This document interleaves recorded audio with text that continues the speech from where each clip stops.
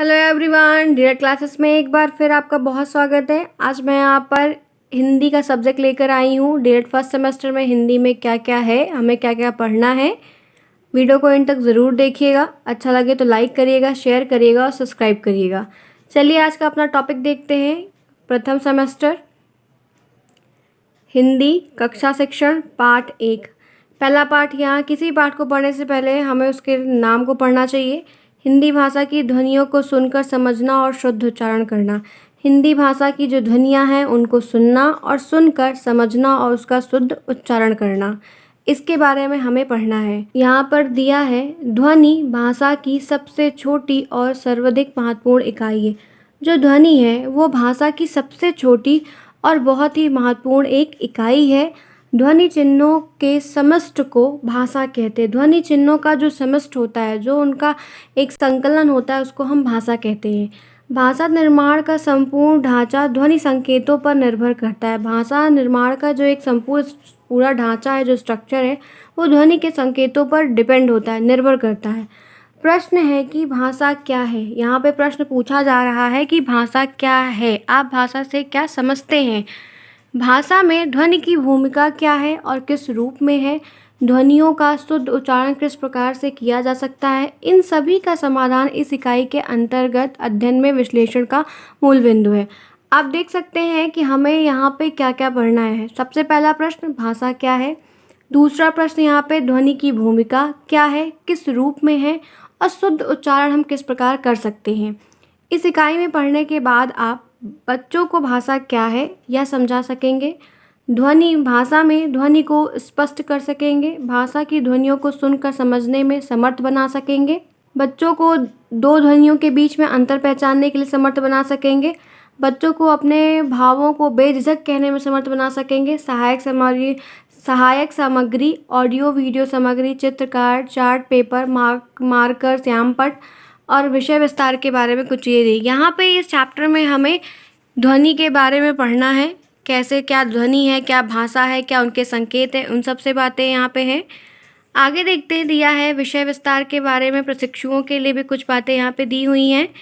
देखते हैं विषय विस्तार। विद्यालय में प्रवेश लेने से पहले बच्चे भाषाई कौशल की प्राथमिक दक्षता को बहुत हद तक हासिल कर चुके होते हैं कि वे माता पिता, परिवार और दूसरे सदस्यों की बात को सुनकर समझने लगते हैं, अपने अभिप्राय भी बताने में समर्थ रहते। इतना ही नहीं, वे पक्षियों के कलरव, पायलों की रुनझुन, बादलों का गरजना, फ़ोन की घंटी, मोटर गाड़ी हॉर्न आदि की भी पूरी तरह से समझ आ जाते हैं। बस उन्हें किसी जिसकी पहचान अब तक नहीं हुई है, वह है भाषिक ध्वनियाँ। बच्चे जो होते हैं वो ध्वनियों से तो जुड़े रहते हैं, क्योंकि वो अपने माँ बाप की बातों को सुनते हैं और वो खुद भी थोड़ा बोलने के प्रयास में रहते हैं। वो खुद भी जो भाषा अपने घर परिवार में सुने थे, पास पड़ोस में बच्चों के साथ, वो सब सीखा है। लेकिन उनको क्या रहता है कि बस भाषिक ध्वनियाँ क्या होती हैं उसका ज्ञान उनको नहीं रहता है।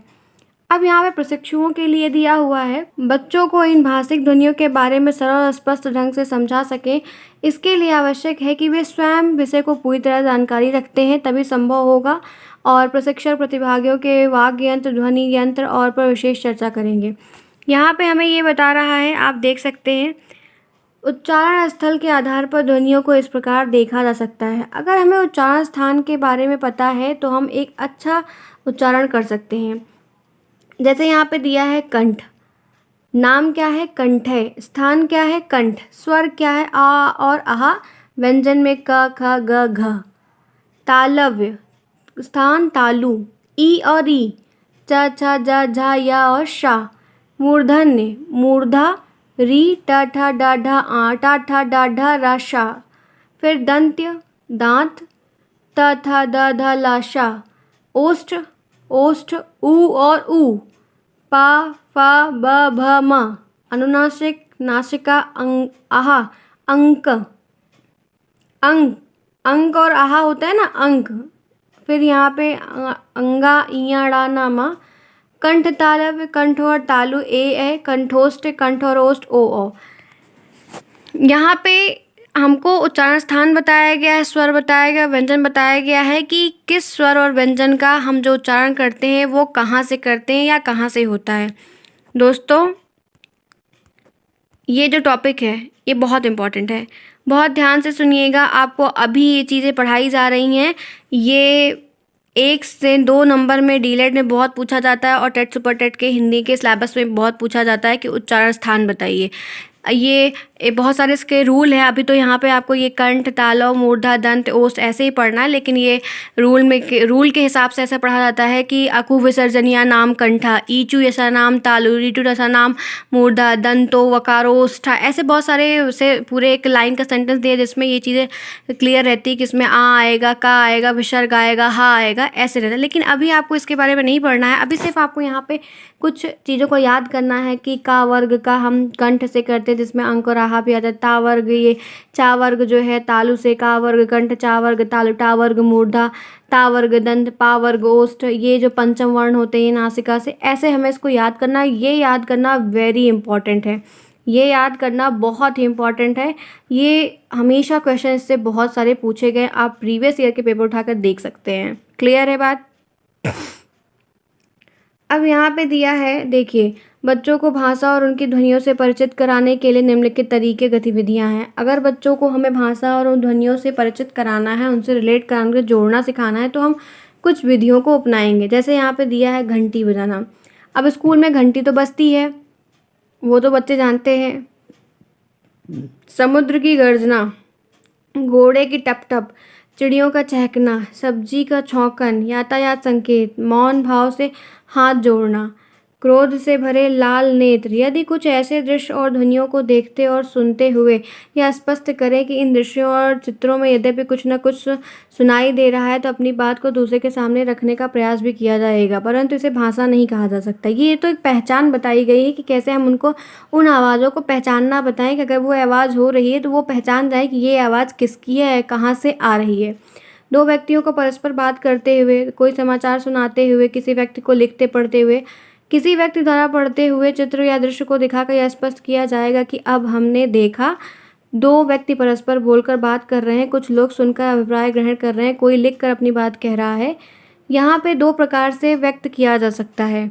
अपने भावों को 2 प्रकार से हम व्यक्त कर सकते हैं, बोलकर और सुनकर, लिखकर और पढ़कर। अभिव्यक्तियों के इन्हीं 2 रूपों को हम हिंदी भाषा कहते हैं। अभिव्यक्तियों का जो रूप होता है हम उनको हिंदी भाषा कहते हैं। लिखकर और पढ़कर हम अपने भावों को बता सकते हैं। अब यहाँ पे तरीका दिया हुआ है। प्रशिक्षक एक वर्ण से अपने बने 4-5 चित्रों को दिखाते हुए पहचानने को कहेंगे। जैसे यहाँ पे कलची है, कबूतर है, कमल है, कड़ाही है, कटहल है, इन सबको। अब क्या करेंगे, चित्रों के सामने उनके श्याम पट पर, मतलब चित्र भी एक तरफ और एक तरफ पूरे कॉलम में इनके नाम, तो बच्चों को मिलान करने के लिए बताएंगे। तो जब बच्चे को पता रहेगा कि ये इसका कलची बोलते हैं, इसको ये बोलते हैं, इसको कलम, इसको कबूतर, तो वो जाके लाइन खींच के मिला देंगे। ऐसे हम उनको पहचान करना सिखाते हैं। अब यहाँ पे एक दिया हुआ है, अब इन शब्द की प्रथम ध्वनियों की एक रूपता को ध्यान आकर्षित करते हुए उच्चारण कराएंगे। अब सबसे पहले हमने क्या किया कि उनको भाषा के ध्वनि, जो सिंबल, जो चिन्ह थे, उनसे परिचित कराया। फिर हमने उनसे उनकी आवाज़ों से उनका परिचय कराया। अब हम उनको क्या करेंगे, उनके उच्चारण स्थान को आकर्षित करेंगे ताकि वो अपना सही से शुद्ध उच्चारण कर सकें। अब जैसे यहाँ पे अगले चरण में शब्दों को तोड़ें और जोड़ें। कटहल दिया है, कटहल जैक फ्रूट बोलते हैं, और कटहल में क्या हम उनको सिखाएंगे, का एक वर्ण, टा एक वर्ण, हा एक वर्ण, ला एक वर्ण, कटहल। ये एक सब्जी भी है, फ्रूट भी कह सकते हैं आपको। तो हम उनको एक कोई शब्द देंगे, फिर उसको तोड़ के एक एक वर्ण उनको अलग करके सिखाएंगे, जिससे वो वर्ण भी पहचानेंगे, उच्चारण भी सीखेंगे और उसको उच्चारित भी करेंगे। तरीका यहाँ पे तीसरा दिया हुआ है। जैसे दिया है, प्रशिक्षक प्रतिभागियों छात्रों से ध्वनि संबंधी कुछ बातें करेंगे। हो सकता है कुछ प्रतिभागी छात्र ध्वनियों के विषय में समझ सकते हैं और कुछ नहीं भी। एक सामान्य चर्चा के बाद उन्हें 2 समूहों में बांट देंगे। प्रथम समूह क्या है, प्रथम समूह से भाषा की ध्वनियों का उच्चारण करने को कहेंगे। जो भाषा की ध्वनियाँ हैं उनको उच्चारण करने के लिए कहेंगे। पहले ग्रुप से बोले गए ध्वनियों को प्रशिक्षक श्याम पट पर लिखता जाएगा। मतलब बच्चे हैं, 20 बच्चे हैं, 10 बच्चे एक ग्रुप में, 10 बच्चे एक ग्रुप में। तो पहले ग्रुप को ये टास्क दिया जाएगा कि आप भाषा की ध्वनि का उच्चारण करो। वो बच्चे भाषा की ध्वनि का उच्चारण करेंगे और जो शिक्षक रहेगा वो श्याम पट पर उनकी कही हुई बात को सुनकर लिखेगा। दूसरा समूह यहाँ पे है, एक से छुटी हुई ध्वनियों का समूह 2 से उच्चारण करने को, मतलब फिर उसके बाद दूसरे को भी कहेंगे। बाद में स्वयं दोनों यदि समूह में कोई ध्वनि छूट गई हो तो बताते हुए उनका उच्चारण कराएंगे। अगले चरण में प्रथम समूह में माँ कोई ध्वनि का प्रयोग भी प्रशिक्षक अपनी इच्छा अनुसार कर सकते हैं से शुरू होने वाले हैं। यहाँ पे ये बोला जा रहा है कि हम बच्चों को श्यामपट्ट पे पहचान करवाने के लिए और उनको अच्छा से सही पूरा शुद्ध उच्चारण करने के लिए कैसे सिखा सकते हैं। अब यहाँ पे वो तरीका बताया गया है कि आप अलग-अलग कर दो और बच्चे उसको बोलें, आप उसको लिखो, एक तरीका है। फिर चौथा तरीका यहाँ पे हमें दिया हुआ है कि हम पेपर पर लिखकर कोई कविता या कहानी या हाव-भाव को साथ स्पष्ट करें।